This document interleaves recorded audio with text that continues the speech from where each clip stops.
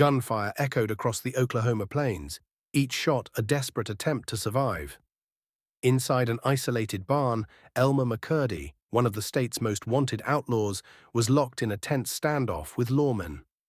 For over an hour, he fought back, bullets slicing through the dark as he resisted capture with the desperation of a man who had nothing left to lose. Then, abruptly, his gun fell silent.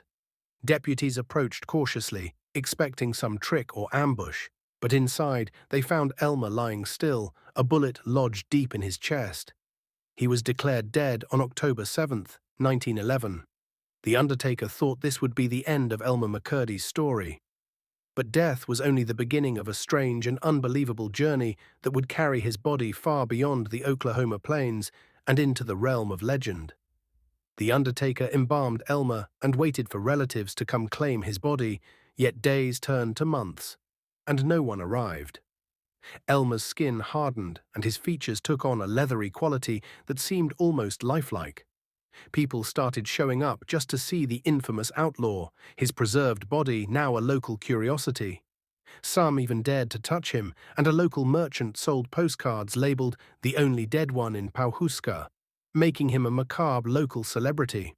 4 years after his death, 2 men appeared, claiming to be Elmer's brothers, and told the undertaker they wanted to give him a proper burial as per their family's last wishes. The undertaker, relieved to finally be rid of Elmer, handed over the body.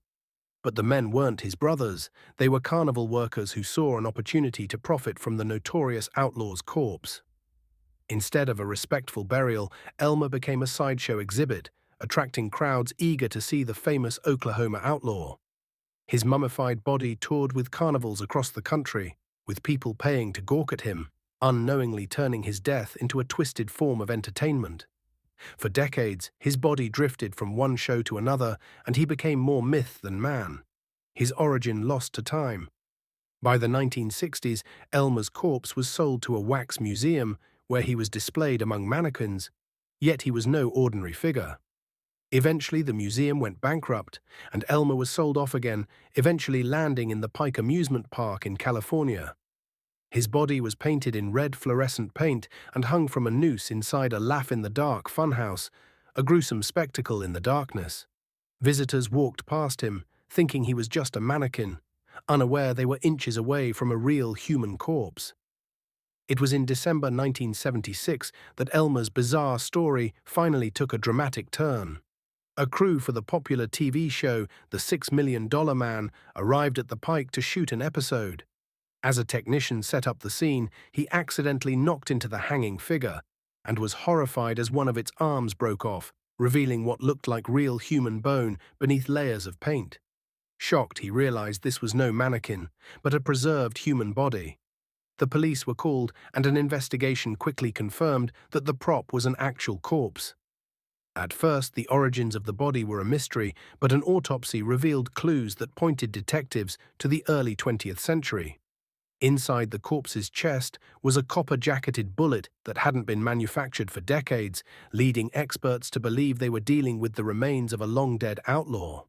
A week of intense investigation followed. By tracking down old carnival records, detectives confirmed the body's identity.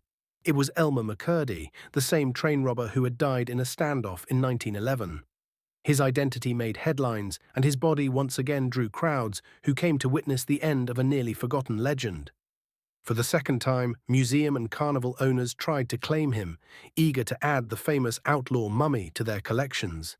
But this time, the coroner refused.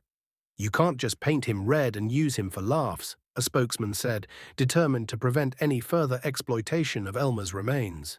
In April 1977, authorities decided to return Elmer to Oklahoma for a final dignified burial. Hundreds gathered in Guthrie, Oklahoma, to witness the strange ceremony as his coffin was placed in a horse-drawn hearse and carried to Boot Hill Cemetery, resting place of many outlaws from the Old West. As Elmer's coffin was lowered into the ground, a minister led the crowd in a solemn farewell. "Elmer McCurdy, now after so long we can say, dust to dust and ashes to ashes, and lay you down to rest with those whose company you sought in life." For the first time in decades, Elmer found peace, free from gawking crowds, curious children, and greedy carnival owners. Elmer McCurdy's story is one of the strangest to emerge from the American West. An outlaw in life and a legend in death, he was passed from hand to hand, forgotten and exploited, until finally he was laid to rest.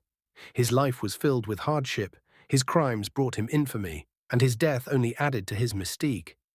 But in the end, his journey, filled with twists worthy of a horror story, finally led him to the quiet he could never find in life.